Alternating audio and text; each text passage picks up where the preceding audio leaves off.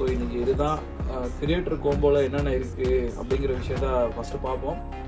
இப்போ நான் creator combo வாங்கியிருக்கேன். பட் ஆனால் இதில் முக்கியமாக வந்துட்டு ஒயர்லெஸ் மைக் அந்த ஒரு விஷயத்துக்காக நம்ம வந்துட்டு இதை சூஸ் பண்ணலாம். பட் நீங்கள் உங்ககிட்ட ஆல்ரெடி நீங்கள் ஒயர்லெஸ் மைக் இல்லை ரோடு இந்த மாதிரி வச்சுருக்கீங்க அப்படின்னாக்கா நீங்கள் வந்துட்டு நார்மலான வெறும் கேமரா டிஜே ஆஸ்மா பாக்கெட் 3 மாத்திரமே வாங்கலாம். ஏன்னா அதுக்கு இதுக்கும் எனக்கு பெருசாக வித்தியாசம் இருக்குமே தெரியல. அந்த பேட்டரி கிரிப் ஒன்று உங்களுக்கு யூஸ் ஆகும். இந்த டைம் லாப்ஸ் வீடியோலாம் நீங்கள் எடுக்க போகிறீங்க அந்த மாதிரி இருந்தாக்கா பேட்டரி கிரிப் அது வந்துட்டு உங்களுக்கு எக்ஸ்டர்னலாக இருக்கும்.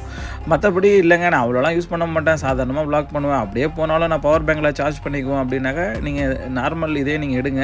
பட் இருந்தாலும் இப்போ இந்த கிரியேட்டர் கோம்போ உள்ள என்னென்ன இருக்குது அப்படிங்கிறத நம்ம இப்போ பார்க்கலாம். பாருங்களேன், சூப்பராக வச்சுருக்காங்க. இங்கே நம்மளோட ஆஸ்மா பாக்கெட் 3 இந்த இடத்துல வச்சுருக்காங்க. இதுக்குள்ளே வந்துட்டு என்னென்ன ஐட்டம் இருக்குங்கிறது சின்ன சின்ன ஐட்டத்தை ஃபஸ்ட் எடுத்து பார்ப்போம். இது வந்துட்டு பேட்டரி கிரிப்போ அப்படின்னு நினைக்கிறேன்.